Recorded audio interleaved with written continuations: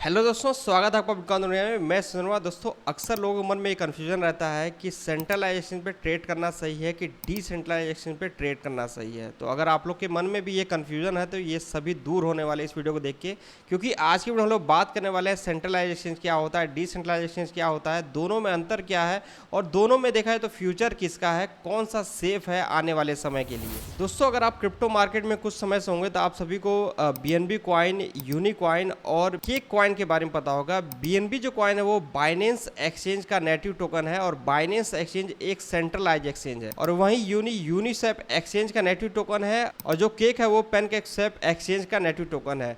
Uniswap और PancakeSwap decentralise exchange में सबसे बड़े एक्सचेंज माने जाते हैं और जो बाइनेंस एक्सचेंज है वो सेंट्रल एक्सचेंज में सबसे बड़ा एक्सचेंज है। सेंट्रल एक्सचेंज का मतलब ये है कि यहाँ पे हम लोग अपना अकाउंट क्रिएट करते हैं, यूजर आईडी पासवर्ड डालते हैं और उसके बाद उसमें कुछ फंड डिपॉजिट करते हैं और उस फंड के साथ वहाँ पे हम लोग ट्रेडिंग करते हैं। सेंट्रलाइज एक्सचेंज में कुछ बड़े नाम है जैसे बाइनेंस हो गया, कुकॉइन एक्सचेंज हो गया, ये सारे इंटरनेशनल एक्सचेंज है। इंडियन एक्सचेंज में अगर आप बात करेंगे तो वज्रेक्स हो गया, कॉइन DCX हो गया, बिटबेंस हो गया। और वहीं बात कर ले डिसेंट्रलाइजेशन की, तो डिसेंट्रलाइजेशन में आपको पैसा कहीं डिपॉजिट करना नहीं होता है, उसमें आपके पास ही पूरा पैसा रहता है आपके वॉलेट में और अपने उस वॉलेट को अलग अलग वेबसाइट के साथ कनेक्ट करके बाइंग, सेलिंग और स्टेकिंग और इसके अलावा बहुत सारी चीजें किया जाता है। देखा जाए तो जो नए यूजर्स अपने क्रिप्टो मार्केट में आते हैं तो वो चॉइस करते हैं सेंट्रलाइज और डिसेंट्रलाइज में सबसे ज्यादा सेंट्रलाइजेशन को। कारण क्या है कि वहां पे अकाउंट बना के ट्रेडिंग करने में आसानी रहती है। लेकिन हुआ क्या है, पिछले साल आप लोगों ने देखा FTX एक्सचेंज जो कि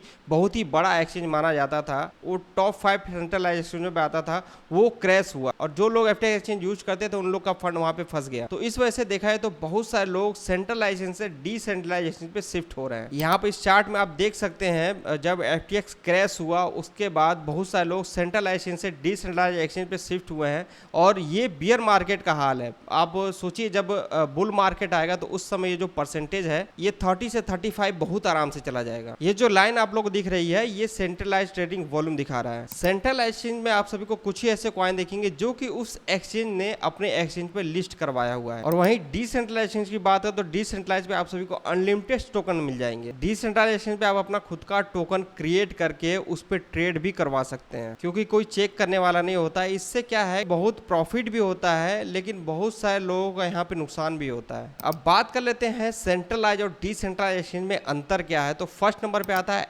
एसएस के मामले अगर हम देखें तो जो सेंट्रलाइज एक्सचेंज है, जो रेगुलेशंस के चलते आज के समय में मैक्सिमम एक्सचेंज पे KYC मांगी जा रही है, तो वहाँ पे KYC अगर आप कर रहे हैं तो आपकी जो भी आइडेंटिटी है वो रिवील हो जाती है। लेकिन वही डिसेंट्रलाइजेशन की बात करें तो वहाँ पे आपकी जो आइडेंटिटी है वो नहीं रिवील होती है।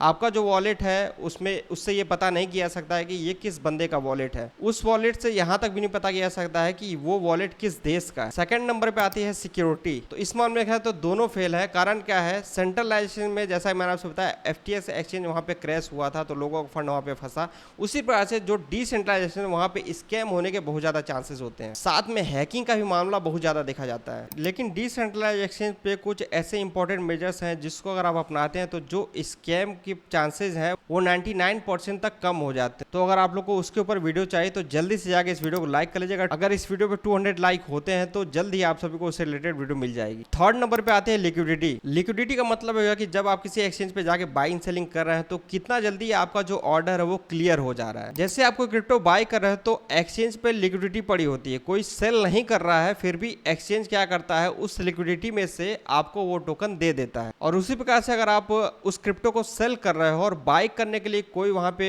नहीं है तो एक्सचेंज क्या करता है, अपने उस लिक्विडिटी में से USDT आप सभी को दे देता है। तो इसी को एक्सचेंज की लिक्विडिटी बोलते हैं। अब सेंट्रल एक्सचेंज में क्या है कि वो जो भी टोकन अपने एक्सचेंज पे लिस्ट कराते हैं उसको चेक करके लिस्ट करते हैं और उनकी टीम के साथ उनका टाई अप होता है, जिसकी वजह से उस एक्सचेंज पे उनके टोकन के अच्छे खासे लेवल पे लिक्विडिटी मिलती है। और वहीं डिसेंट्रलाइज एक्सचेंज पे अगर लिक्विडिटी टीम द्वारा लॉक नहीं की गई है तो वो उसको कभी भी कैंसिल कर सकते हैं। और अगर आप उसके पहले उस टोकन को बाय कर लेते हैं और वो टोकन कहीं और लिस्ट नहीं है तो आप उस टोकन को कभी भी सेल नहीं कर पाएंगे। तो इस वजह से ये इंपॉर्टेंट है कि आप हमेशा से चेक कर लीजिए जब भी आप डिसेंट्रलाइज एक्सचेंज पे कोई टोकन बाय कर रहे हैं उस टोकन की लिक्विडिटी लॉक है कि नहीं और उनकी जो टीम है वो टेलीग्राम और ट्विटर अकाउंट पे एक्टिव है कि नहीं। अब फोर्थ नंबर पे आता है दोस्तों फ्यूचर। इन दोनों में फ्यूचर किसका सही है। तो फ्यूचर के मामले में देखा है तो सेंट्रलाइजेशन और डिसेंट्रलाइजेशन इन दोनों का फ्यूचर बहुत ही ज्यादा सही है। लेकिन जो डिसेंट्रलाइज एक्सचेंज है उनको ग्रो करने का ज़्यादा एरिया है, जबकि जो सेंट्रलाइज एक्सचेंज जो ऑलरेडी ग्रो कर चुके हैं। देखा जाए तो जो डिसेंट्रलाइज एक्सचेंज के टोकन है जैसे यूनी हो गया, केक हो गया, इन सबको